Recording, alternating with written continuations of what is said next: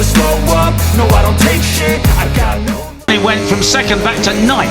Wow, there you go. That's what can happen. That is why it's seven. The big loser that last time around was actually Carter Thompson, the number 50, pushed back to 13th place now. So who has it covered and sweeps through the first right-hander. Oh, very, very delicately through. Messy, but as we saw yesterday, when it gets to crunch time, the key is to just now, Peter. That's just the nature of where we're at the moment with these, with the slipstreaming down the start and finish. Turn one, the whole pack got to stay very, very clean and avoiding white lines, but it is Uriarte from Daniel. Go for it. Yeah, Bennett Fernandez is going for it up the inside there, the number 7, you're looking back. Right. And you saw that red tape lying on the ground there. That's very likely the tape that they have. And then Pratama, Carter Thompson slotted into 4th. He narrowly missed the back wheel of the Indonesian rider. At the number 7, Bennett Fernandez. You're on board with Uriarte on the radiator to keep the temperature up, but as it rises they have to pull it. Them two have history back from Jerez, the first round of the year. You've got Gonzalez in 5th. You were on board with Uriarte. It off. So the 85 of Mike Hugh gets pushed back to 3rd place. As well, Peter. Yes, and already the 70 of Christian Daniel Jr. looking for a way past Brian Uriarte. Now it's back similar to what we had a couple of laps ago. Christian Daniel Jr. up there into 4th position. And it is Bennett Fernandez with the slightest advantage. Someone had a big moment in the background there. But he can't find it so far. I do wonder what kind of race we're about to see. Will the riders of the as well, playing it very, very sensibly indeed. You've got Carter Thompson and Singer Peter running over the curbs. Sorry, that was a scary moment. Looked at what happened yesterday and thought, I can't have that kind of mess again. If I have more pace, I need to go for it. Christian Pong just behind him. Just as they had yesterday, nobody got your attention. Yeah. You probably got their attention as well. Yeah, absolutely. Right, so Uriarte in second. Daniel, as you said, already getting impatient behind the 51 of Uriarte. He switches towards the inside line and Daniel is able to show any kind of advantage at all. And in fact, when you look at the fastest lap place, looking for inside line on Fernandez, he can't do it. Like you is there in 3rd. Goes for the lead, but thinks better of it through Arrabbiata 1. We then go uphill to Arrabbiata 2. Fastest lap of the race, Willem Planck down in 15th place. Yeah, just cruel, isn't it? Christian Daniel in 4th. He's one of the only riders running a clear visor. You can really see the focus. And that's where he makes his move, or tries at least, as Uriarte says, no way!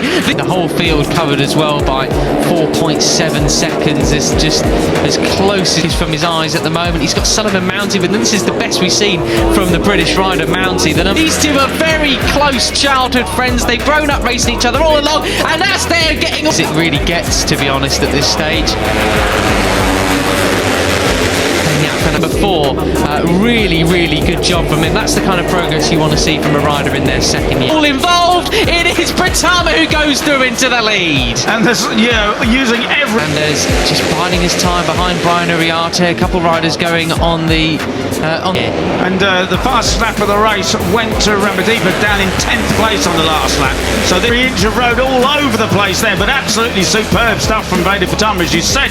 The green there is Uriarte just sweeps across to try and protect his line and his run out onto the start. Bunch here, it's still going, really quickly, but it has split up now. It is only the other two are mucking each other up, and Veda just took advantage of that absolutely superbly with the cleaning. Finish straight. Now this is interesting, Peter. Look at the gap now he's managed to get through in that final sector. The like 20 riders in the first group. And tell you what, Mike Hugh keeps looking behind him. And this overtaking move up the inside, wonderful stuff. We just passed the point of the circuit yesterday with Christian Daniel Jr. and Benyat Fernandez. Will the riders behind them actually catch up to them? Now it's Sullivan Moundsey who's actually taking the lead as they run out from the final turn and down to start and finish. Karpushin's race came undone. Yaroslav, the number 17, he's up into 3rd by the time we reach turn 1. Or is Uriarte going to try and pull the pin? Let's look at their lap times. A 2:02 flat this straight. Superb, a Brit in front at Rookies Cup, and we haven't said that for a while. But it is the 4 of 13th on this one. He's actually nerfed left wide by Marco Morelli yesterday. That's why Morelli, the Argentinian, Camariate. And then you've actually got Morelli at 2:01.7, but he's down in... Sullivan Mounsey, the 18-year-old Englishman who has the advantages as they go across the line. But Simon got his long lap penalty, but all cleanly through today. Look at the number 7, Benyat Fernandez, going 19th place, Peter. Yeah, and the advantage has disappeared, hasn't it? Because, you know, Singapore... Right side, he's already lost it, I think. He could end up... Let's see how he ends up. Around the outside at the final corner, he's up from 13. It's already back with them. And as you say, they entered the straight with about a 4 bike lengths lead, but into the first corner, it's Brian Iriarte on 51, Butley in, then Zen Mitani getting squeezed on the grid, already up into the podium positions. And Benyat Fernandez, of course, he's already had all that has gone. But crucially, they weren't able to overtake him come down the first turn that time around. Jeez, dearie me! It was very, very close in there. Win in race 2 at Le Mans, so we know he has pace, but he's been a bit disappointing. So they can eke out more of an advantage in the 3rd and 4th sector again, wasn't it? So Iriarte from Mitani then, and you've got Mounsey still managed to slot. Last couple of races, obviously trying to put that right. Veda Pratama, the 54, alongside.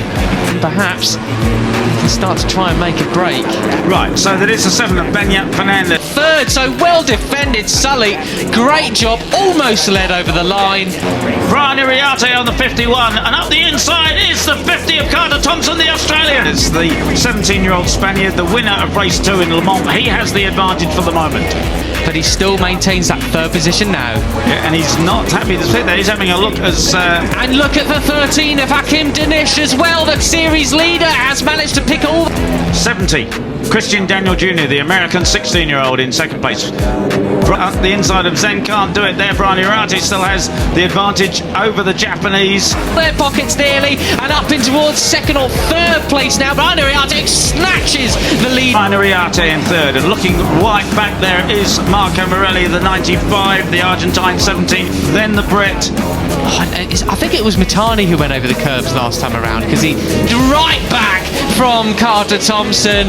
That was a brilliant set of moves. Year-old, as you say, Matt, almost certainly it was him who ran wide at the first corner. He's quite comfortable with it moving around underneath him, although that was a bit much. You got Yaroslavka pushing behind yesterday. Absolutely, and everybody, you know, there's only 3 seconds covering the whole grid or a lap ago, and lost so much time.